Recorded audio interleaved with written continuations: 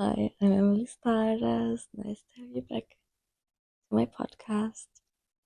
I want to talk a little bit more about what we already kind of pulled up on the last episode, Dictionary Hostel, my London experience, and yeah, the lessons and how it shaped me and how this might inspire us today.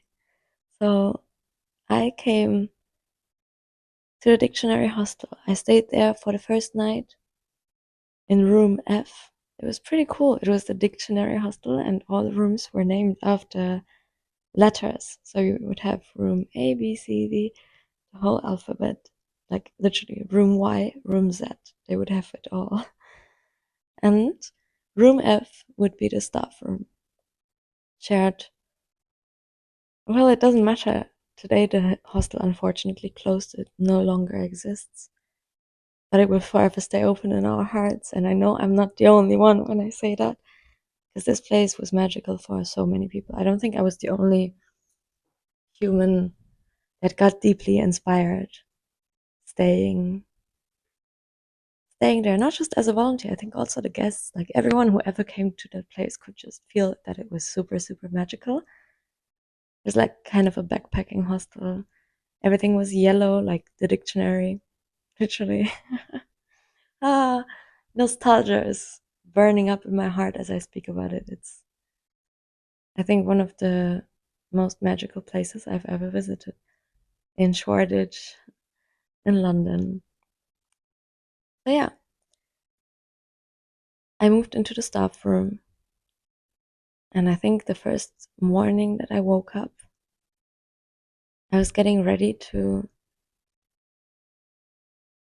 get dressed, to work, to change the beds, as this was my task. So I had kind of like an instruction, somebody who's been working there for a while would instruct me on how I have to do the working processes, how specifically I have to change the beds, where I get the sheets. And I learned so much, honestly, even if it was just such a simple job. I didn't know what a duvet was. Like my word repertoire, so many things in English, right, were new. And I woke up, we had these stuffed t-shirts, yellow, big t-shirts. I still have it, actually. I think I still have it. Which said the dictionary staff on the background. And then, the phonetic language. I loved it. They had this everywhere in that whole hostel because it was the dictionary, right? And they made it like a word game that you would read it in the phonetic language stuff and then explain what is stuff, but not really what it is by definition, but just how amazing the stuff is and how helpful. And I wanted to put on that t-shirt, and I've been wearing a push-up bra all my life at that point, right? Like I don't have big boobs. I don't even have an A. And it was a big problem where I was coming from in the small town. You know how cruel the small town can be, how cruel kids can be. Like the other girls, definitely, and even the other boys. I think like a little kind of fat boy once said to me when he was 15 how sad it is that his boobs are bigger than mine. And he actually said it to me in a way, yeah, you're just mad because my boobs are bigger than yours. And I was like, I'm so sorry for you. I think I handled all of this. I handled it super cool. I was confident. I was not taking on the surface, right? I was not taking any of that bullshit. I was like, no, no, no, no, no. You're fat. That's why your boobs are bigger than mine. That's nothing to be proud of. But I think on the surface I could keep it up. But on the inside, it was definitely causing me a lot of stress since early on because I think all the other girls in my surroundings in my class, they started to have quite big boobs. They were also like kind of big, They started to have quite big boobs in their period super, super early. And I was looking at some pictures recently of me and my little brother in our first like holiday on the beach. I had this bikini that was actually a little bit too big also, that probably supported the problem at that time. But I would be sitting holding both arms in front of my chest, crossing my arms in front of me, just hiding my chest, hiding it because I felt ashamed. I know that's why in all the pictures I have my hands in front of my chest because I felt ashamed. So ashamed. And after later on, fast forward, I would still do that. I would just always wear a push-up bra, but like the push-up, the extra push-up because of I didn't need to wear a bra. I didn't have boobs. Like it was just not necessary. So if I would just have a normal push-up bra, it wouldn't even work because it wouldn't fill the cup. It wouldn't fill the cup. So I made them look like huge. So cute. It's funny to look back at it today, Like I know now that this did not come from within me. Obviously it did not come from within me. I would go to any sleepover, even if it was only girls. I would sleep at my friend's house, my best friend's girlfriend's house, and I would not take off the bra to sleep. I would put my sleeping t-shirt on and I would keep the bra underneath and sleep with the bra. That's how insecure I felt about not having boobs. It was eating me alive from the inside, and I could not admit it to the outside. I could not say out loud, hey, so that's who I am, that's how my body looks like, and it doesn't matter. I remember watching something on the iPad, I don't know, with my friend who had huge boobs, and after a few minutes, she was like, can we change the position because I cannot lay on my belly for so long, it just hurts me in my breast. And I was like, really? Because it did not hurt me. I was like, oh, that's how it is, okay. But still, I could not let it come up somehow, right? I could not bring it to the light that I was just pretending and that I actually had no boobs at all. And with the big, big push up, I think that would even add some shame to it. That I was kind of lying about it and I didn't want anyone to see that it wasn't like that, if that makes sense. I think actually that a lot of girls can relate to that. And even as of today, like a week ago, I washed the laundry for some girls here. Like they just added their laundry to mine. It was fine. And I hung it up and I saw the bra. And I know these kind of bras because I've been wearing them when I was like 17, 16. And when I saw that, and these girls here are way older, mid 20s, I was like, wow.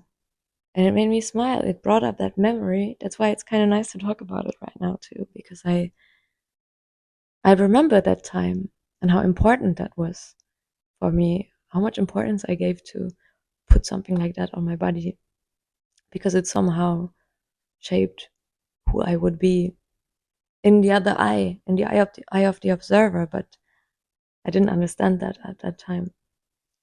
And when I saw that push-up bra, when I hung it up to dry, I was like, I'm so glad I don't have to deal with this anymore. I never even have to think about it anymore because in my world, this whole problem doesn't exist anymore. And you want to know why it doesn't exist anymore? Because that morning that I put on the dictionary staff t-shirt, I put on my push-up bra and my red Adidas leggings, and I was gonna go and change some sheets for some hostel guests. And I was looking in the mirror at myself with this push-up bra on, and I was like, well, who am I kidding? Why the hell am I even doing this right now? Like, who am I trying to impress? Who? Like, nobody cares. I don't care. All these people here don't care. Nobody here even knows me. They don't know if I have boobs. They don't even look at my boobs. They don't even care if I have boobs. Like, it's completely absurd to put so much weight and so much attention to something that is kind of in my head. But why is it in my head? Because somebody, and not just one person, put it there. Like everything around me was just always, always making fun. All the guys that I talked to as a teenager would definitely always outline that I don't have boobs or the size of them in general. It's like it was such an important thing. And I would say I was given the impression in my youth that this made me less of a woman. And this is the biggest bullshit that I've ever heard in my life, you know? But how deep it ran, how deeply it was inside of me until that moment that I put on a t-shirt, I took off the bra, I was like, no, I don't even care about it. I don't even want to wear that bra. I was just doing it because the world, the small town in Germany that I lived in, would just not allow me to be myself. London allowed me to be myself, and it started that morning that I woke up realizing that this is who I am, and this is the size of my breast, and I fucking love it, and I don't need to prove to anyone. I don't care. I love it the way it is. And I think everyone that met me in London couldn't care less about it, you know? Also, a big part for sure, the crew, like all the other volunteers that I was working with, were so inspiring. Even the staff manager, she's like, really, it was such an inspiring woman to me. Really tiny, like she was really small, probably 150 something, 160. But she had such a big energy. Like, probably most of the people that were there came from a place where they were kind of closed out of society because they were different. And in London, it felt like we all started owning that as a strength. Just because we're different doesn't mean that we're weak, or I don't know. Just because someone is small, it doesn't mean that they have a small energy. They can have, ooh, better watch out how big that energy can be, you know? Like, I got so much inspiration regarding that. And me being 18 and all the other people being grown ups, you know, in their mid 20s or even 30s, everyone was way, way older than me. And they looked at the world in a different way. And they couldn't care less about a push up bra, you know? It just seems so absurd to me today how much weight I allowed this to take, how much space I allowed this to take inside of me. Because it really wasn't that deep in the end of the day. But then seeing these girls here, probably still dealing with it, because if they are wearing it, it must, I don't know, I don't want to judge it also. Maybe it's just my assumption, my projection of why I was wearing it.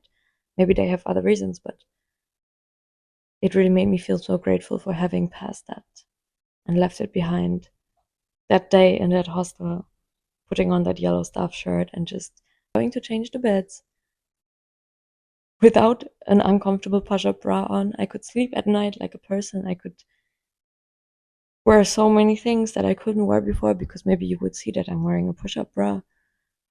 It's so crazy. Like, what the hell even? It was such a tiny act at that time, but it shifted everything. Like I said already, like I would say, London really gave me the space to be me, and I'm not the only one. I could see this in everyone around me, and the vibe was so magical, so open-minded, so creative. Like a lot of artists, actually, almost all of them are artists or other people trying to find their luck and following their dreams, literally just like me. But then everyone being so unique and so individual and owning their uniqueness in such a powerful way. Like the staff manager, for example, or I met two other artists that were really important on my journey that I would love to go into detail in the next episodes about, that I really shared that vision with that dream and chasing it, and also the creative dream to be an artist and where to start. I would say we painted our dreams into the skies. We very magical time. So yeah, it was like years of conditioning. I just left them behind in one morning, you know, gone like that. And it was just one moment. It was like a snap, like boom, gone. And it can be like this sometimes, you know, certain realizations, shifting perspective, shifting environment, shifting circles. It can make you realize something in a heartbeat that you couldn't see all this time because your surroundings were just holding the blinds for you, and you know, and then it was a blind spot. How can you see a blind spot? Or even, it's not even about how can you see it. It's like if you're not allowed to see it because the conditioning is so strong that everything around you just doesn't allow you to change the perspective or look at it from a different angle because this is how it is. And if you take one step out of that frame, you will regret it big time, because society is going to show you the consequences. And I think in a big city like London, of course, it's a very different dynamic than in a 1,600 people small town. And to have lived that experience at the age of 18 so early makes me very grateful. I don't know, imagine I would have kept running around wearing a push-up bra, feeling ashamed for my body. It doesn't even occur to me. I don't even think about breast sizes ever in my life. This, when I saw the push-up bra the other day, I was like, oh my God, that topic is so not present for me. I'm done with it, I'm just living. I am who I am, and I love myself. I love, like, physically especially. I'm just grateful for what I was given. And whatever that is, if I gain weight, and I gained a lot of weight in London because I was eating way too many Nutella sandwiches, or lose weight, or even if I'm not on my strongest, if I don't hit the gym for some time, or, I feel I have a deep acceptance and love for my body because of these experiences that shaped me, because of these realizations that I was allowed to make so early, and not only in my late 30s. And don't get me wrong, just because it was so early for me, it's never too late to reconsider this whole topic. Because I know it's still present. For many people, it's still present. Like I said, this bra was a proof for it. And I'm inviting you to ask some questions around that topic right now, Is it really, is this an illusion maybe? Is this really what it is? Why am I doing what I'm doing with my body even? And I'm doing it for myself, for the right reasons. What are the right reasons anyway? But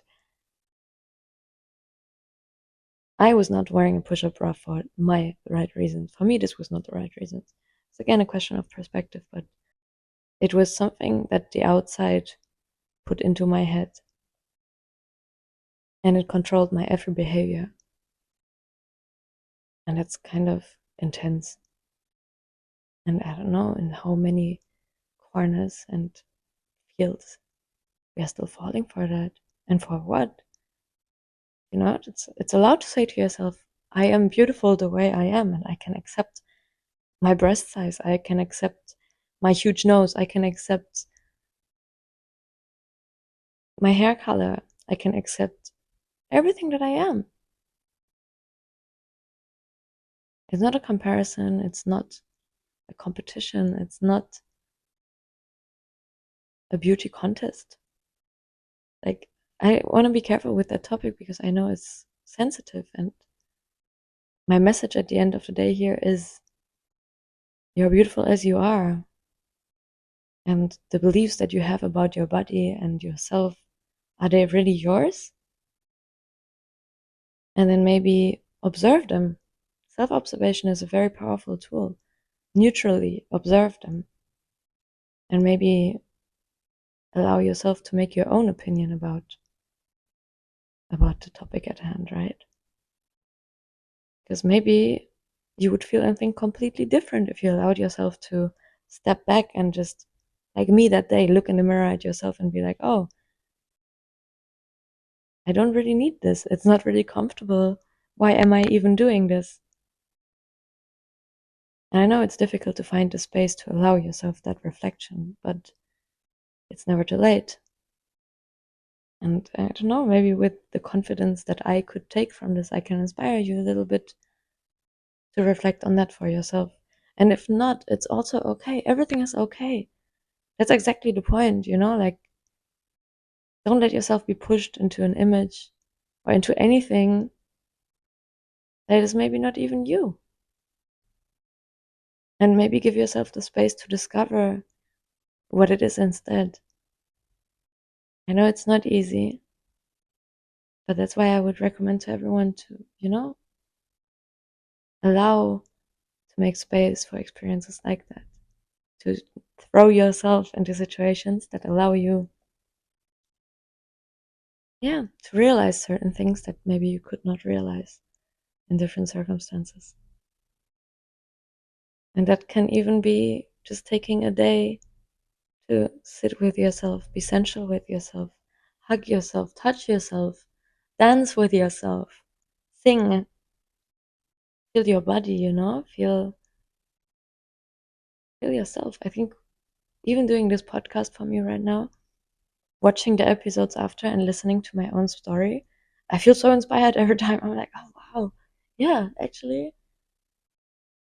what a beautiful way of reconnecting to myself even deeper with this podcast, with telling these stories, seeing myself on camera, hearing my own voice, realizing how much I have to say, like how beautiful I am, how funny I am, how cute I am. Like I swear I am.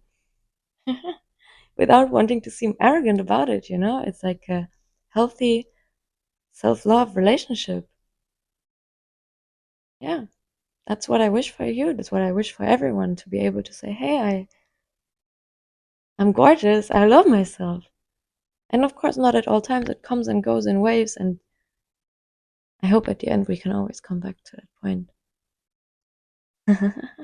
And I would also love to hear, have you ever had a small decision like that changed everything for you? That you just realized, what the hell am I actually doing here? This is so stupid. And then you just stop doing it.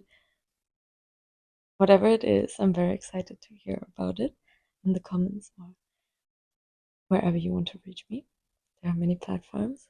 And yeah, thanks for listening today, guys. I'm gonna speak a bit more about London and some other experience that shaped me in such a deep way in the next episodes. Can't wait to introduce some of my artist friends that I made there that definitely marked my journey in so wholesome ways also. So much nostalgia talking about it. Thank you for giving me the space, for listening to all of this craziness, how I like to call it. But it's not that crazy, It's not that crazy to accept yourself for who you are and love yourself the way you are. Because you're given this awesome shape for a reason, no? Like some even say the soul chooses the body and how you look like. Because in this life, this is gonna serve you in some way to reach your highest potential, right? Beautiful way of seeing it. Beautiful reminder to say, yeah, I am this way because everything is divinely chosen and precise.